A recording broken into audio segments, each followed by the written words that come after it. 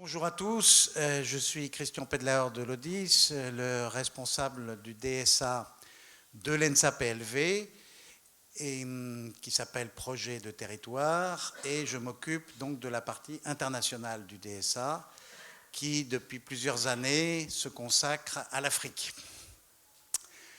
continent émergent et bientôt locomotive du développement urbain mondial. Nous avons donc l'honneur et le plaisir d'accueillir ce soir pour une conférence exceptionnelle notre collègue et ami Younes Messaoudi, qui, de mon humble point de vue, est une locomotive de l'architecture contemporaine algérienne, dont on attendait depuis plusieurs décennies la réémergence et l'expression plénière. Donc, sans plus attendre, je vais lui donner la parole pour sa présentation. Merci à vous.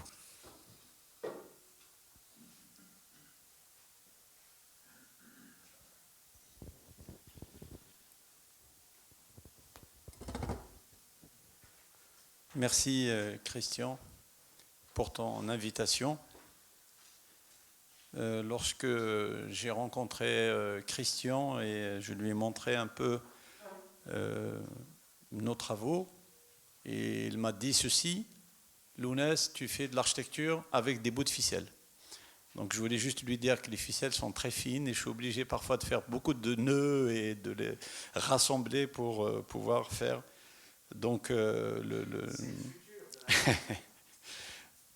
Voilà, alors je voulais juste dire que cette conférence a été donnée dans plusieurs départements et écoles d'architecture, donc elle est destinée aux étudiants.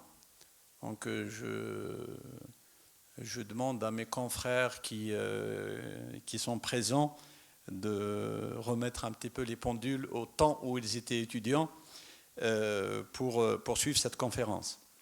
Il y a un nombre de projets importants. Ils ont été préparés pour pouvoir être compris aisément. En fait, ce travail-là, je l'ai fait comme j'aurais aimé qu'on le fasse pour moi quand j'étais étudiant à votre place. Où parfois on avait des conférenciers malheureusement qui parlaient beaucoup et qui montraient moins de plans et de coupes et autres. Donc voilà. Donc on va commencer. La conférence en fait est en 3 parties. Il y a une introduction qui nous renvoie à quelques milliers d'années pour ce qui se faisait à cette époque-là en Afrique du Nord. Ensuite, je vais vous présenter un certain nombre de projets qui sont des projets de transformation de construction inachevée. Et ensuite, j'aborderai un point qui est pour moi important de comment les architectes doivent aujourd'hui s'organiser, se réorganiser, inventer une manière pour travailler ensemble. Alors, l'architecture, c'est toujours pour un usager ancré dans son environnement. Sans architecture, il y aura toujours des usagers insatisfaits. L'architecture doit alors produire de la satisfaction. Car l'architecture, c'est de la générosité, de l'exigence et de la sensibilité. Alors, quelle que soit la taille de projet, tout doit être prétexte pour faire de l'architecture. L'architecture doit toujours pouvoir être expliquée par des mots simples. C'est ce qu'on va tenter de faire ce soir. Une architecture inadaptée, d'où le titre de la conférence, n'est pas de l'architecture. Et une architecture inadaptée n'est pas de l'architecture. Alors voici les paysages de l'Algérie, du nord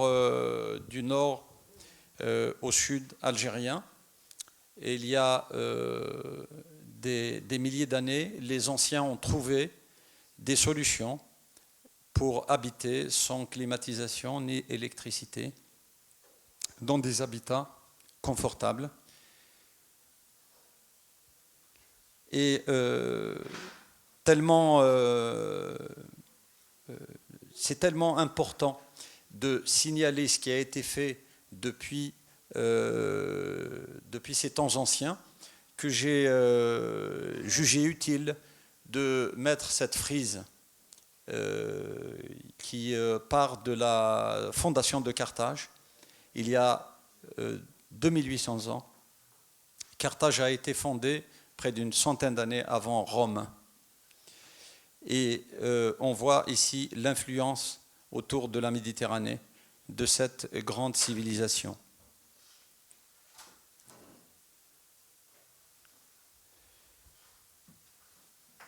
Donc voici la position de Carthage et son influence.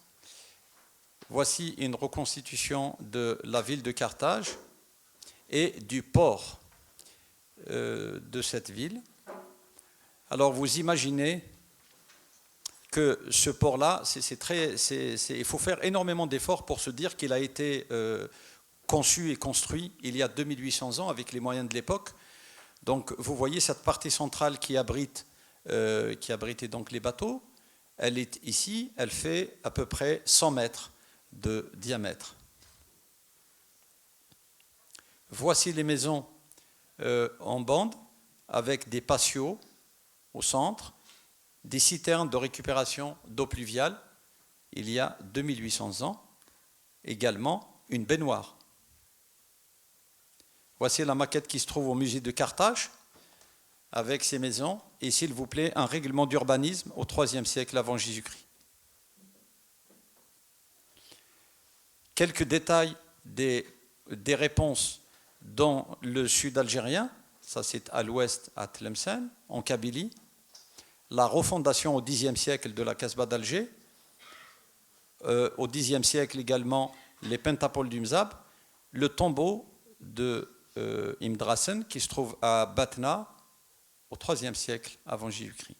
Voici un détail d'une maison kabyle avec donc les trois parties qui a été conçue sur la base finalement du loft actuel. Et là, c'est à Gardaya, dans le sud algérien. Cette architecture est arrivée, ce savoir-faire, avec donc le mariage de toutes ces civilisations en Europe, en Espagne, un endroit qui est plus proche et que vous pouvez aisément visiter. Et puis, je montre ceci, qui est l'église d'Oranchamp, que vous connaissez, car Le Corbusier a visité l'Algérie à de nombreuses reprises, et après avoir visité la Casbah, il a dit ceci, dans les années 30, « Les civilisés vivent comme des rats dans des trous, parlant d'Européens, et les barbares vivent dans la quiétude et le bien-être. » Alors, sur ces paroles, voici aujourd'hui la quiétude et le bien-être dont il parlait, c'est-à-dire là on a un amalgame de construction, c'est l'état qu'on peut observer du Maroc jusqu'en Égypte. Là, j'ai un certain nombre de photos, c'est l'Égypte, là c'est au Maroc, là c'est en Algérie. Donc ces constructions-là sont bien évidemment inadaptées et bien évidemment, on en parlera tout à l'heure lors du débat, pour ma compréhension de l'architecture, ça n'est pas de l'architecture. Je vais vous présenter là un certain nombre de bâtiments sur lesquels nous sommes intervenus, donc qui sont ceux que vous voyez là. Peut-être qu'un autre architecte aurait refusé d'intervenir puisque le travail était déjà fait, mais nous avons un devoir d'assistance à partir du moment où un maître de l'ouvrage attend de vous une réponse, et ben vous devez l'aider, peu importe le stade auquel le projet est arrivé. Donc quelques images des résultats, mais on va les détailler maintenant, les projets. Je commence ici par un travail. On va faire un petit peu, il y a quelques projets que j'ai conçus ici en France qui me tiennent à cœur et qui rentrent un petit peu dans cette manière de voir que je vous présente aujourd'hui. Là, c'est une maison qui se trouve dans la banlieue parisienne. Cette maison-là avait une surface à peu près de 60 mètres carrés et nous avons travaillé donc sur son extension. C'est à Méré exactement. Donc voici l'extension pour donner ceci. Donc la maison de départ, c'est cette unité-là, avec son extension vers l'arrière pour le séjour. L'entrée qui était ici a été déplacée de l'autre côté pour être un peu plus centrale. Et enfin, la distribution de l'aile à l'étage, les façades avant et après, à chaque fois avec la coupe. Et puis, donc, on a là la maison avant et l'image donc, de la maison après de l'autre côté.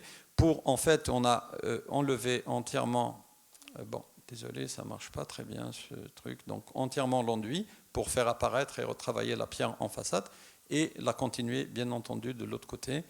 Et voici donc le résultat côté jardin, avec donc cette volumétrie perpendiculaire et l'intérieur, on a ici le mur de la maison existante avec la perspective sur le jardin, le pignon qui est ici. Là, on a une image d'un quartier en Algérie. Les quartiers, en fait, je cherche toujours des mots dans toutes les langues pour essayer de trouver le mot, en fait, le mot maison n'est pas adapté à ce genre de construction parce que ce sont des constructions qui font plusieurs centaines de mètres carrés. Donc, comment faire ? Comment appeler ça ? Ce sont des bâtiments privés. Parfois, ils sont multifonctions, parfois, c'est que de l'habitation. Donc, vous voyez le manque de verdure.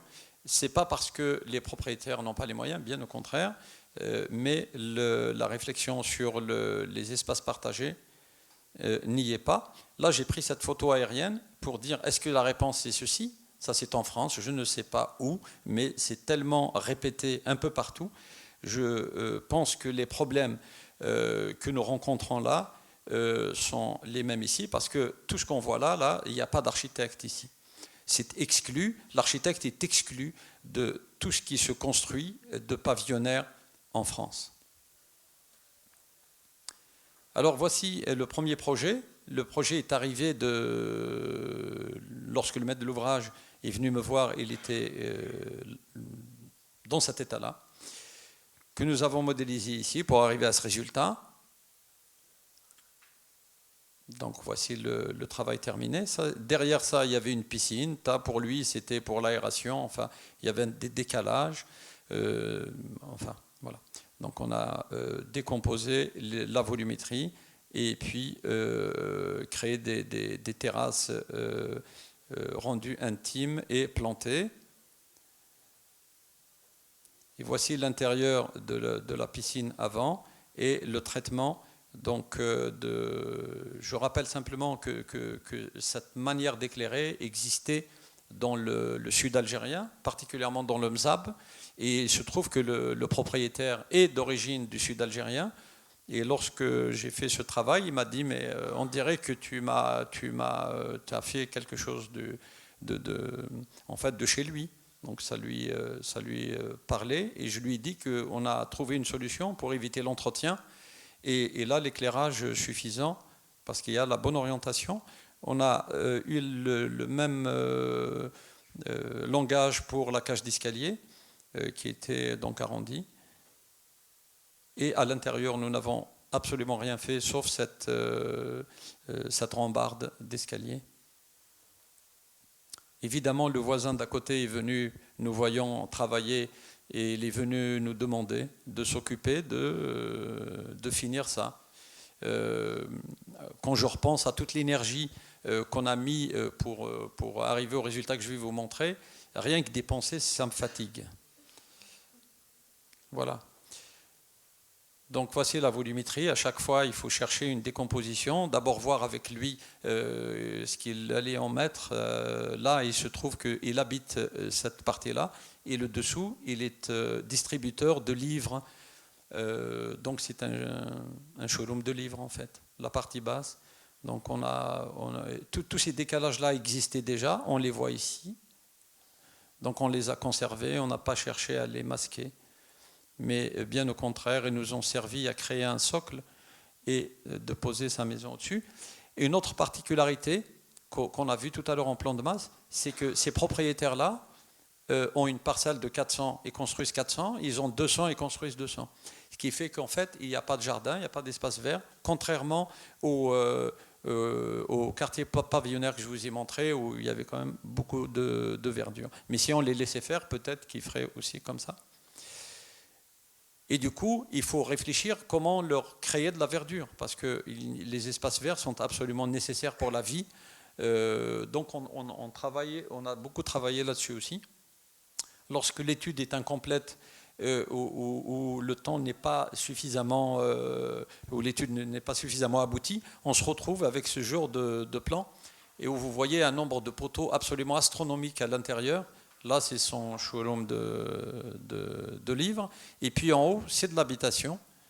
On se retrouve même avec des poteaux à l'intérieur, parce qu'on peut tout faire sauf supprimer des poteaux dans un pays sismique où la structure doit absolument plomber jusqu'aux fondations. Et voilà le résultat, pas totalement terminé, mais quasiment.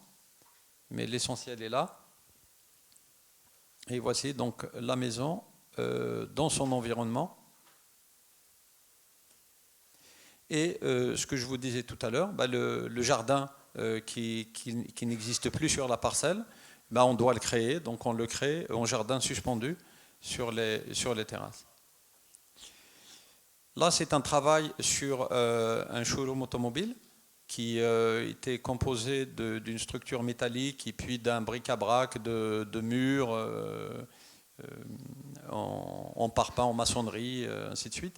Donc on a créé une nouvelle structure qui est totalement indépendante de l'ancienne pour obtenir le volume qu'on a là. Voici en plan de masse, pour ceux qui connaissent Alger, donc ça relie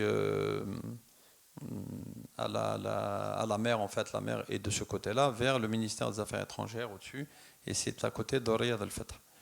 Donc voici le travail avant et ce qu'il y avait avant, et donc ce qu'on a obtenu avec la vue donc de l'autre côté, et surtout l'énergie qu'il a fallu déployer pour lui expliquer qu'il fallait absolument mettre en valeur cette structure métallique des années 20, parce que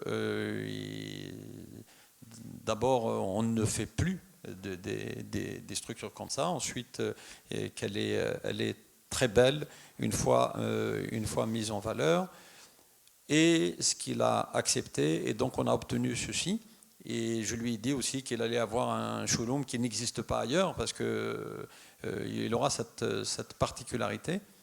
Néanmoins, la bataille n'était pas finie, parce que Renault lui demandait de mettre cette espèce de sigle Renault qu'ils mettent sur tout leur showroom en plein milieu de la façade. Donc je vous rappelle que la façade, c'est quand même celle-ci, et ils ont demandé de le mettre là. Donc c'était juste inimaginable. Et j'ai dû faire tout un travail de recherche sur les showrooms Renault dans le monde entier pour le convaincre que les showrooms ne se ressemblaient pas.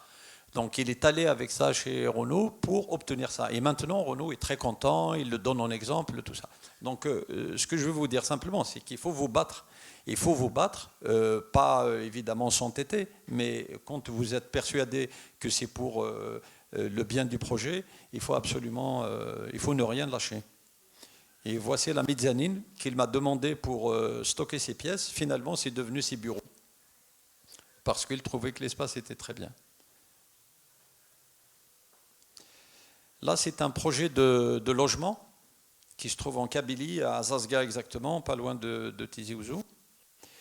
J'ai dû faire avec une structure existante qui était là. Et bien évidemment, cette structure, on ne peut pas la casser. Et ça, c'est important de faire au maximum pour démolir le minimum. C'est-à-dire et ça, nous sommes formés pour ça. C'est notre travail. cette opération est composée de 3 bâtiments, un qui est en R+5 et les autres qui sont R+3. Alors, ce qui était assez problématique pour nous, c'était de travailler un bâtiment extrêmement épais avec 2 pignons sur lesquels on n'avait pas le droit d'ouvrir.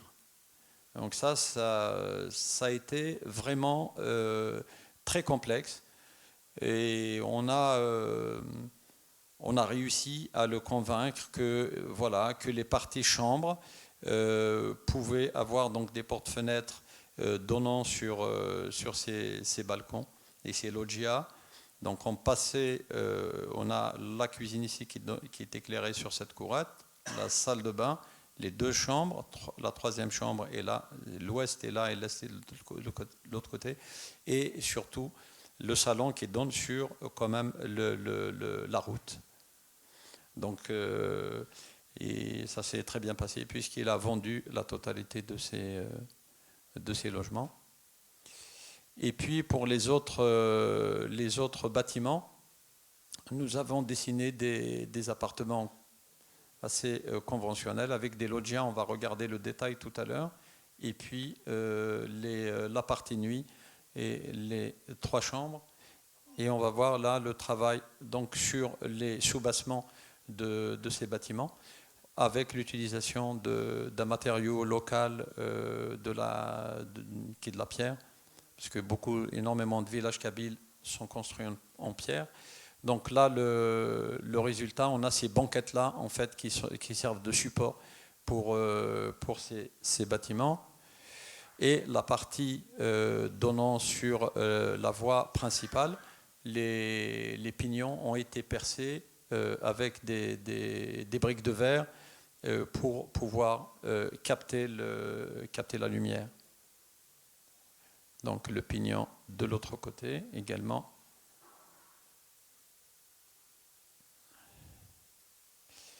Et là, on a fait un travail sur parce qu'en fait, les bâtiments de logement en Algérie, particulièrement, ont des fenêtres, des portes-fenêtres avec un barodage extérieur. On ne peut pas dire à un propriétaire de ne pas mettre de barodage. Il veut sa sécurité, il a besoin de se sentir en sécurité. Donc il nous appartient à nous, architectes, d'intégrer ce problème-là au stade des études pour trouver des solutions. Donc c'est ce qu'on a essayé de faire pour ce projet. Et là,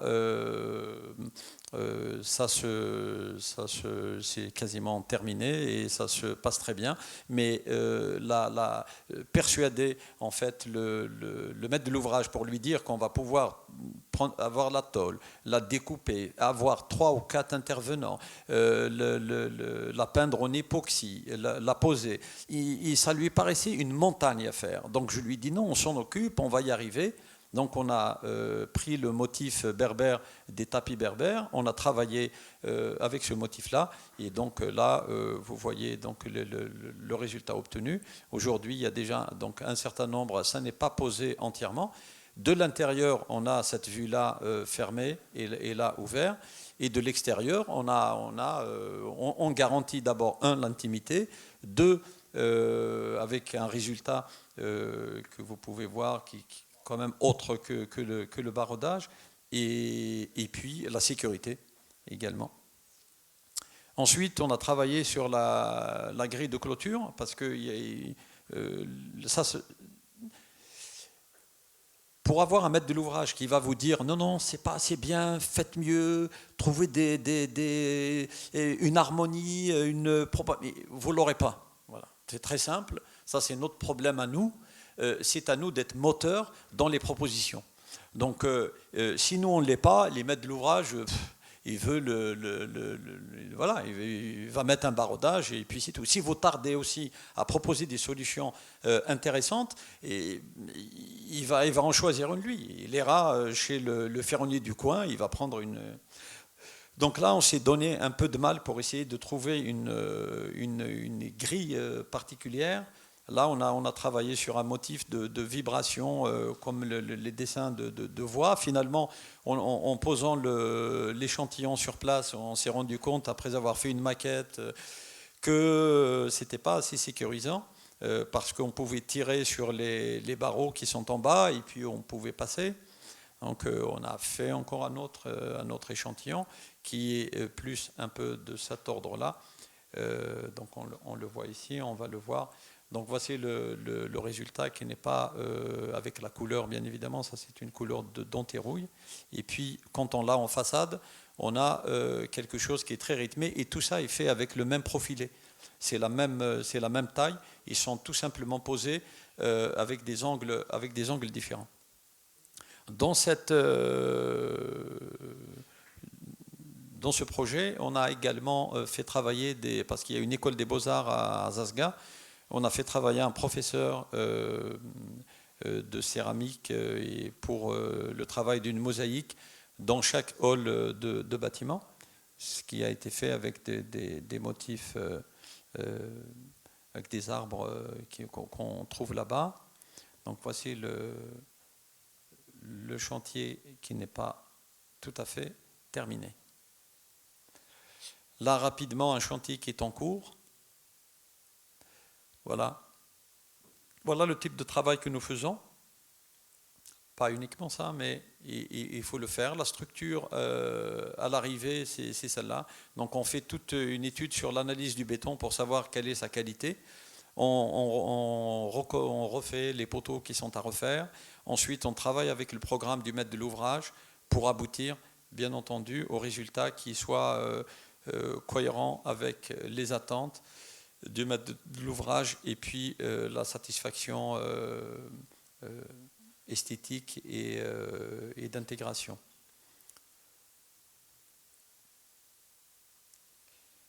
Donc là sont le niveau de distribution avec le salon, l'escalier et l'ascenseur.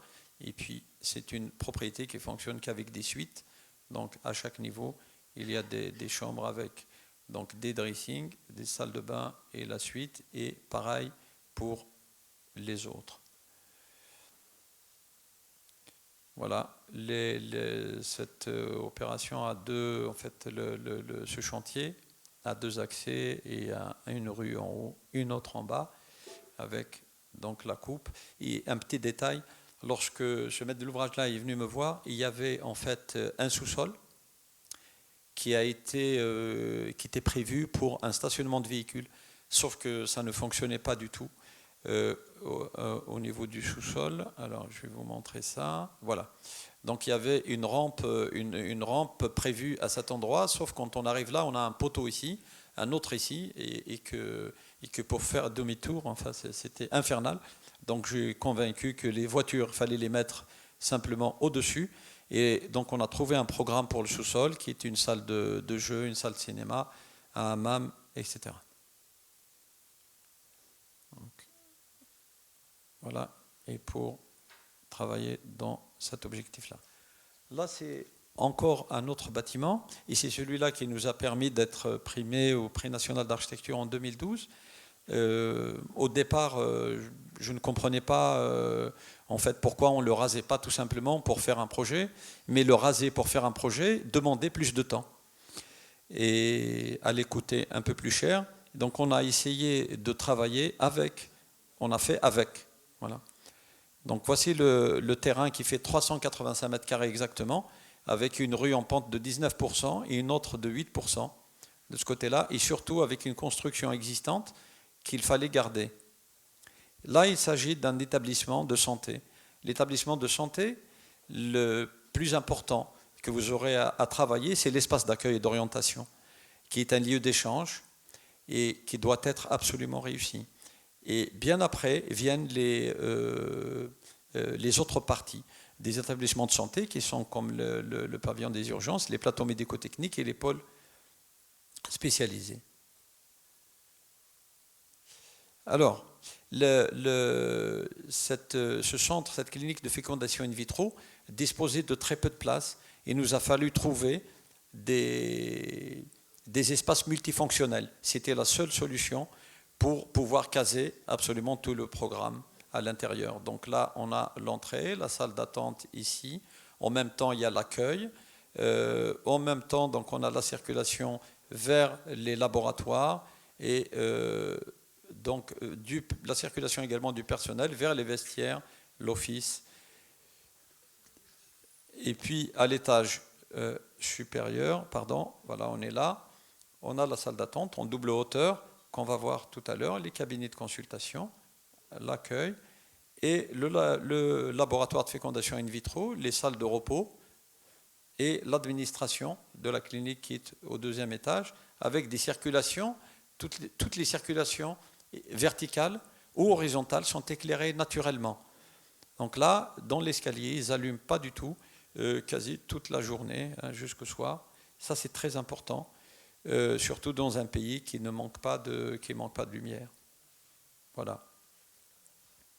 Lorsque je leur avais proposé de créer une double hauteur, ils m'ont répondu très simplement qu'ils n'avaient pas déjà assez d'espace et je leur demande de perdre de l'espace. Et il fallait encore expliquer qu'en fait, cet établissement, il ne fallait pas qu'on comprenne qu'ils n'ont pas d'espace. Lorsqu'on rentre à l'intérieur, on doit penser qu'ils ont beaucoup d'espace. Donc cette double hauteur était indispensable.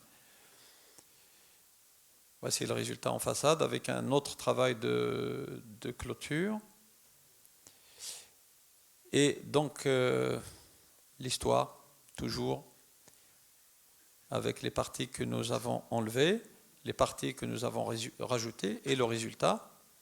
Évidemment qu'il y a eu de la reprise en sous-œuvre parce qu'il fallait obtenir l'accord donc, du bureau de contrôle, parce que c'est un établissement recevant du public. Évidemment qu'on a enlevé l'escalier, remplacé par un escalier droit, parce que les marches balancées sont interdites dans des ERP. Et puis on a fait des pieds et des mains pour sauver un arbre, et le seul arbre qui existait, et qui se porte très bien aujourd'hui. Donc voici l'avant et l'après. Difficile de dire qu'elle n'a pas été démolie lorsqu'on voit ce résultat-là. Voici à l'échelle du piéton la vue avant et la vue après. Et puis la verdure, toujours la verdure, lorsqu'on arrive à planter, ne serait-ce que dans 20 cm, il faut planter. Il y a beaucoup trop de béton, beaucoup trop de surface minéralisée. Donc arriver à mettre à chaque fois ce qu'il faut en végétal à l'intérieur, ça apporte donc le confort visuel. Et voici ce que je vous disais tout à l'heure par rapport à l'éclairage donc de la cage d'escalier. La salle d'attente suspendue qui nous permet d'obtenir une double hauteur est construite de manière totalement artisanale. Parce que parfois, il n'y a pas besoin de faire venir une technicité absolument incroyable. On en parlera et je suis à votre disposition pendant le débat. Tous ces projets ont été faits par des Algériens et par des gens qui ne comprenaient pas forcément, c'est pas une folie, ça, c'est très simple, mais qui ne comprenaient pas très bien où je voulais en venir. Mais à la fin, je peux vous dire qu'ils sont avec vous et puis sur d'autres chantiers, et parce qu'ils se sentent respectés, ils se sentent valorisés par le résultat du travail qu'ils ont obtenu. Et voici le résultat. Donc après qu'on ait, c'est la partie donc de la salle d'attente suspendue. L'accueil, bon, des problèmes avec ce truc. Voilà. Donc la vue sur l'accueil et la salle d'attente. Et puis à gauche, le mur avant de mettre le miroir et habillé de miroir, on a évidemment une profondeur pour des gens qui viennent se soigner. Ce sont des personnes stressées, angoissées, à qui on doit absolument apporter du calme, de la sérénité. Et ça, c'est au niveau du rez-de-jardin, avec un accueil. Et puis, vous voyez les cloisons vitrées qui sont nécessaires parce qu'il y a des personnes qui travaillent derrière pour de la lumière. C'est donc l'ambiance du travail dans le noir complet. Enfin, on n'a pas le droit d'avoir des ouvertures sur l'extérieur du laboratoire de fécondation in vitro, et donc les récompenses qu'on a eues pour ce projet. Là, on passe à un autre projet, c'est en Kabylie. Évidemment, l'architecture doit être renouvelée partout, partout, absolument partout. Mais renouvelée comment? Est-ce qu'elle doit être renouvelée en tenant compte des usagers ou alors renouvelée en imposant une manière de faire? Ben, je pense que si on ne tient pas compte de l'usager, déjà on nous tire assez dessus comme ça. Donc on doit absolument mettre l'usager au centre de nos préoccupations en tant que concepteur. Là, c'est un terrain qui fait 800 mètres carrés et c'est pour une famille avec 3 ou 4 enfants, mais les Algériens pensent souvent aussi à faire un appartement pour leurs enfants. Ils réfléchissent. Donc c'est ce qui m'a été demandé ici. D'abord un petit duplex pour les parents qui est ici, avec un escalier intérieur et puis un escalier commun pour distribuer les étages supérieurs. Dans les maisons kabyles, il y a ce qu'on appelle la sqif, c'est-à-dire tout simplement un préau.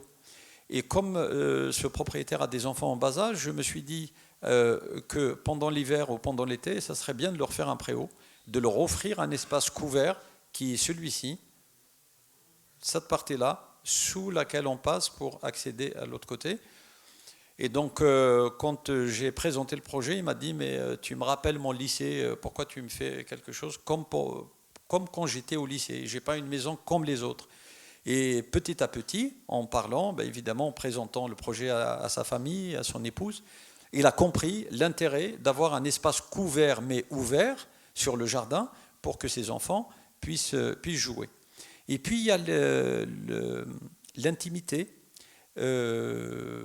Donc en Algérie, on a toujours un espace qui est réservé à l'invité, en fait, où l'invité ne va pas tout de suite au cœur de la maison. Donc là, c'est cet espace-là. Et à partir de là, ça c'est le séjour familial, et puis la cuisine qui est complètement au fond, avec sa terrasse extérieure et un endroit pour la piscine. Donc la partie supérieure, avec sa partie à lui qu'il pourrait par exemple fermer ici ou fermer là, comme il veut, il a sa suite avec une terrasse qui donne sur le jardin. De l'autre côté, on a une grande loggia qui donne sur le jardin, et on a une rue ici qui distribue. De l'autre côté, il y a un immeuble, donc R+3, duquel il fallait absolument se protéger. Des vues en tout cas.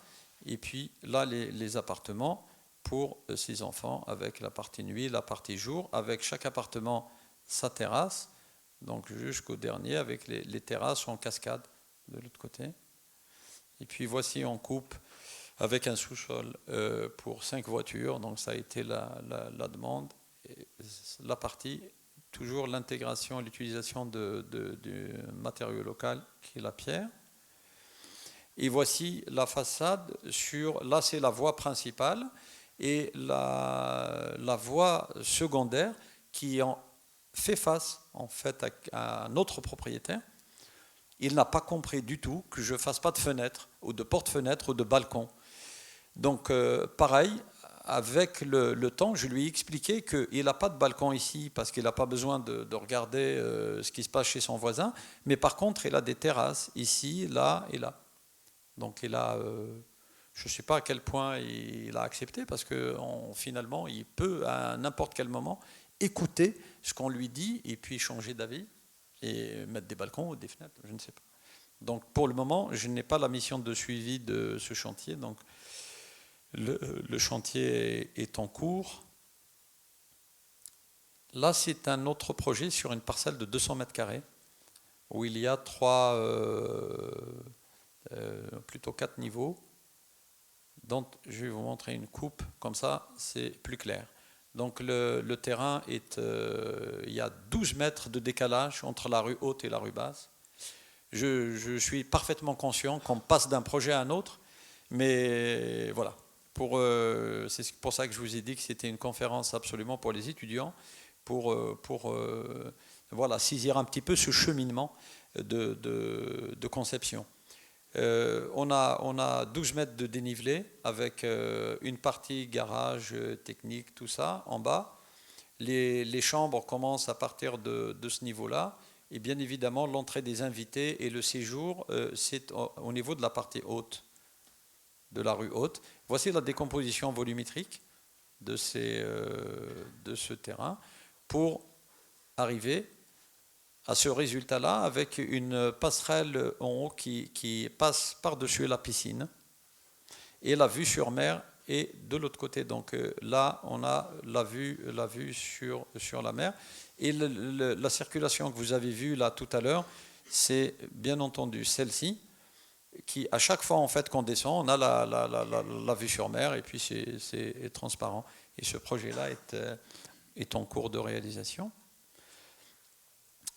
On va aller dans un exercice sur un terrain encore plus petit qui fait à peu près 100 mètres carrés.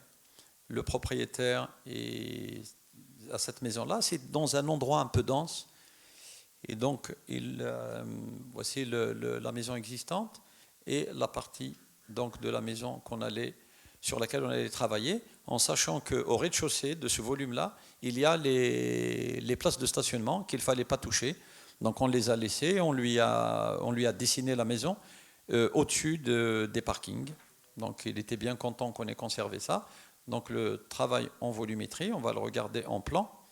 Donc voici le garage, les places de stationnement qu'on a conservées. Et puis là, on a travaillé, parce que ça allait être un de ses enfants qui allait habiter là. Et comme il n'avait pas, du coup, il avait ses 100 mètres carrés, il fallait lui mettre aussi un espace extérieur au-dessus de sa maison, donc sur les terrasses, avec le séjour relié à cet espace extérieur et son accès possible directement donc, par l'escalier. Ce qui fait que la partie jour est au-dessus, est au premier étage, est au deuxième étage, et la partie nuit est au premier étage.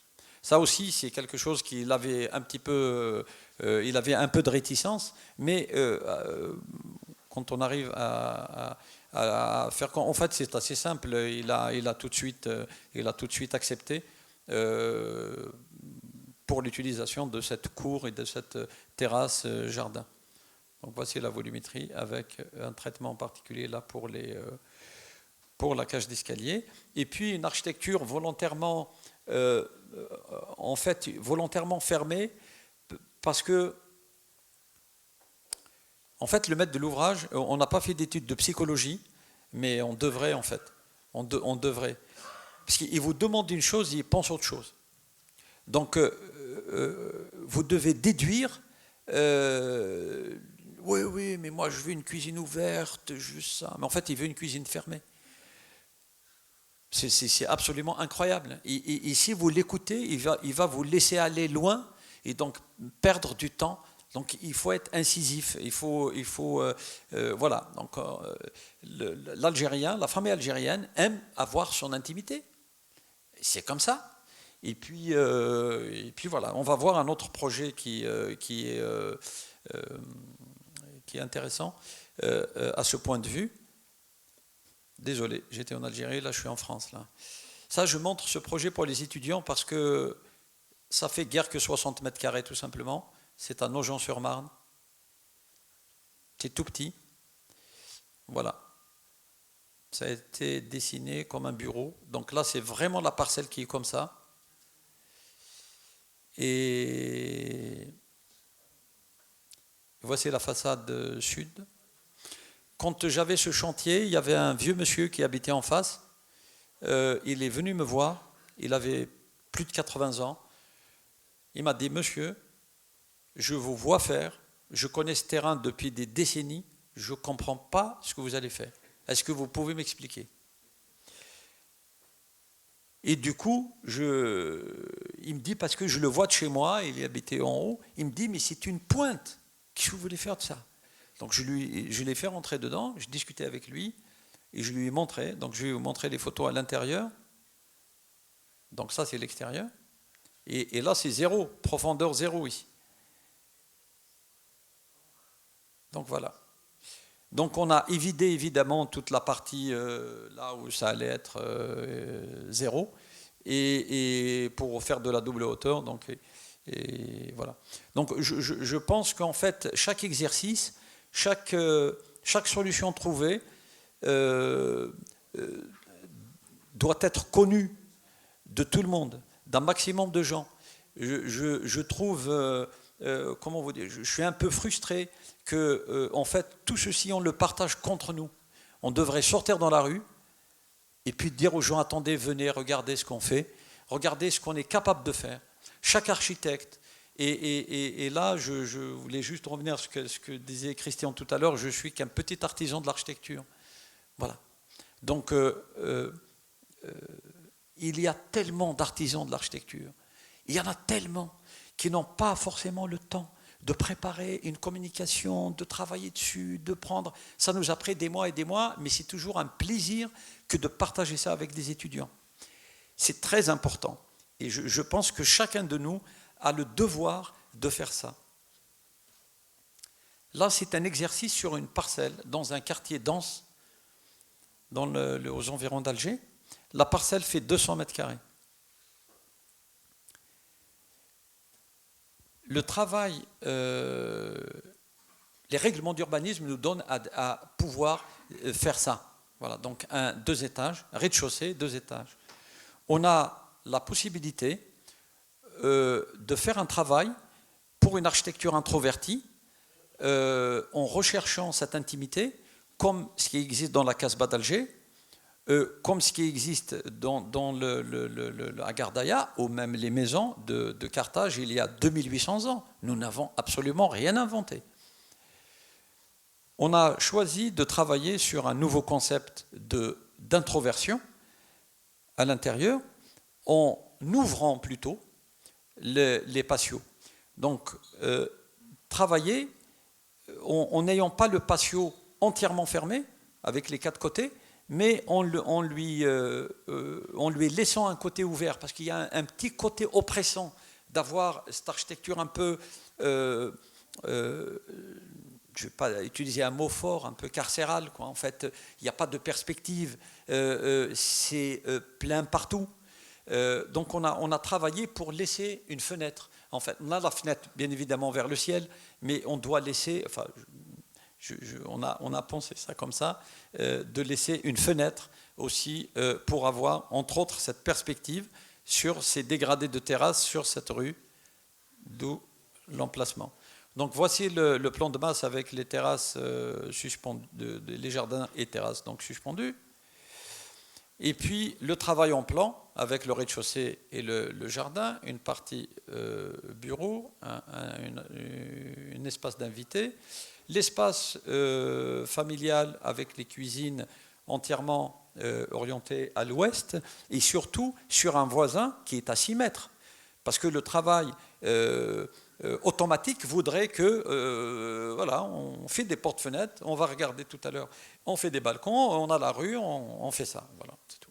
Donc là, il y a des toutes petites ouvertures à l'extérieur et de grandes à l'intérieur. Et voici donc le dégradé de ces terrasses et la vue qui s'échappe. La lumière également qui pénètre là pour arriver en bas. Voici la volumétrie extérieure avec des tout petits percements et les espaces intérieurs avec des ventelles ici en bois permettant à l'air de circuler. Donc les parties jardin, là on est au jardin du 2e étage, et donc voici l'ensoleillement avec l'intégration de bibliothèques dans les murs. Nous sommes en Algérie dans un pays sismique. Quand on a des armoires, on doit les fixer au mur. Donc pourquoi ne pas tout intégrer dans l'architecture, y compris les bibliothèques? Voici la partie cuisine et la vision donc de la bibliothèque de l'autre côté. Cette construction, cette maison a fait l'objet d'une étude en efficience énergétique. Elle a été construite avec des matériaux locaux, sans aucun effort particulier. Il n'y avait pas de bureau d'études qui nous a conseillé. On a fait l'étude après. Et ce qui nous a surpris, c'est qu'en fait, l'étude après, nous a donné ce résultat-là. C'est que le confort est atteint sans recourir à la climatisation. Donc on a obtenu, avec beaucoup de bon sens, une maison haute qualité énergétique, donc qui n'est pas énergivore. Là, on va parler d'une chose que beaucoup d'architectes en fait, vont avoir à faire dans le futur, c'est de travailler ensemble. On n'a pas d'autre choix. On est en train de laminer ce métier.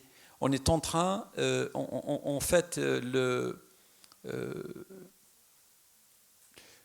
pour pouvoir vous exprimer, vous devez montrer patte blanche. Vous devez avoir fait avant d'avoir à faire, peu importe vos idées. Là, je suis très content de parler parler avec vous de ce projet du concours que nous avons gagné avec Olivier Fraisse, qui m'a fait l'honneur et le plaisir de venir assister à cette conférence, qui est de l'agence Terre-Neuve et mandataire de notre équipe. Donc nous sommes les partenaires architectes à Alger. Et ce point-là, en fait, de travail de la co-conception, de travail en groupement, il nous attend tous. Sinon, on se fera, mais alors plumer, tous, par des grosses structures qui vont malheureusement pas se soucier, comme nous le faisons, nous, à notre petite échelle, de l'architecture. Lorsqu'on travaille ensemble, bien évidemment, il y a énormément d'idées qui sont mises sur la table et il faut savoir choisir les bonnes. Parce que la particularité de l'architecture, finalement, c'est que sur 10 idées, ou 100, on va dire, il y a 90 qui sont à jeter. Et puis, sur les 10 restantes, eh ben, il faut avoir la capacité, l'énergie, la sensibilité de choisir la bonne idée. Là, c'est le site du lycée français avec des bâtiments existants et le restaurant existant qu'on nous a demandé de conserver et de faire une extension de ce restaurant. Le bâtiment de l'administration, qui devait être démoli, avec la conservation d'un nœud névralgique, donc qui est le TGBT, parce que si vous le bougez, enfin, il y a tous les nœuds là qu'il faut bouger, ça coûte très cher. Le programme était d'avoir des cours pour chaque partie, des cours d'un minimum de 2500 à 3000 m². Donc là, je vous ai représenté les cours.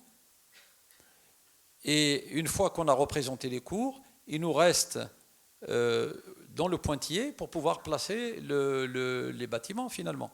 Le programme, parce qu'on a des reculs de 15 mètres et des reculs de 25 mètres, ainsi de suite. On ne va pas rentrer dans le détail, comme je l'ai dit au départ, mais restant, comme tous les autres projets, dans le principe général. Donc là, c'est la partie des parkings, de stationnement, la partie les bâtiments de la salle polyvalente et une partie de l'administration, la vie scolaire. Ensuite, il fallait travailler sur l'extension de ce restaurant qui pouvait être de ce côté-là de droite ou bien en haut. Mais finalement, on a décidé de le déplacer. Et ça n'était pas au programme. Et c'est aussi à ça que vous serez confrontés dans le futur, c'est de prendre des décisions qui peuvent être judicieuses, vous pouvez gagner ou perdre. Ben là, il se trouve qu'on a gagné. Donc déplacer le restaurant pour finalement avoir les nouveaux bâtiments disposés finalement entre le collège et le lycée.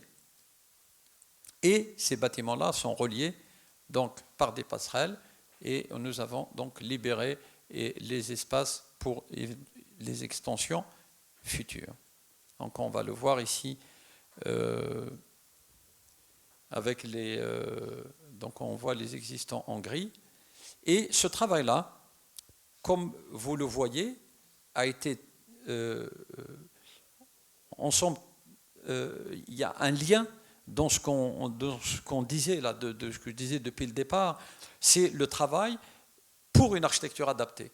Cette conception-là, elle est adaptée et on a fait son lien, on a fait le parcours, donc une architecture avec des patios intérieurs, avec donc une ventilation naturelle. Il n'y a pas d'introduction de climatisation dans ces bâtiments nouveaux. Donc on a la partie lycée, la partie collège, le restaurant, 11 classes au-dessus du bâtiment restaurant, le bâtiment restaurant qui a été démoli, que nous avons décidé de démolir. Pour le construire à neuf, évidemment, il faut le rentabiliser. Donc les classes qui sont au-dessus sont là pour pouvoir justifier la suppression de ce bâtiment restaurant. Donc la partie administration, vie scolaire, la salle polyvalente et là maintenant c'est le parking. Donc voici le plan de masse existant et le plan de masse avec l'intégration, comme je vous le disais, de ces bâtiments, comme vous le voyez, possèdent tous des patios. Voici la perce du concours avec les deux cours, la partie rajoutée et la liaison avec l'ancien. Et ici, la partie existante et la liaison du restaurant avec la partie administration. J'ai mis cette image pour simplement dire que l'architecture, ce n'est pas que du détail, mais l'architecture, c'est aussi du détail. Un ensemble de détails peuvent vous faire rater le projet. Le détail tout seul ne peut pas remplacer le projet, mais je tiens à vous passer ce message, c'est que vous devez tout dessiner, absolument, absolument tout dessiner. Et ça, ce temps-là, il faut le prendre. Si quelque chose qui n'est pas dessiné sur le chantier, eh ben, il sera réalisé pas forcément de la manière dont vous pouvez imaginer. Par exemple, cette partie-là du détail d'éclairage a été faite à la main sur le chantier, où la personne qui le faisait ne comprenait pas, parce que pour lui, il fallait qu'il trace, il fallait qu'il fasse avec des noms, tu fais à la main. Il m'a dit, mais ça ne sera jamais bien. J'ai dit, ben justement, c'est ça qui est recherché. Et voilà, donc on est arrivé à la fin à obtenir donc, ce résultat-là. Et puis, une chose qu'il ne faut jamais oublier, c'est que vous ne faites jamais seul. Vous faites tout ce que vous allez le faire avec d'autres, avec tous les ouvriers, avec toutes les entreprises. Donc c'est très important de ne pas croire que vous avez la science infuse. Tous les projets que je vous ai montrés ont été faits, bien évidemment, il n'y a pas tout le monde, mais c'est grâce en fait à tous ces savoir-faire, à tous ces artisans qu'on arrive à obtenir notre propre satisfaction. Et je vous remercie pour votre attention.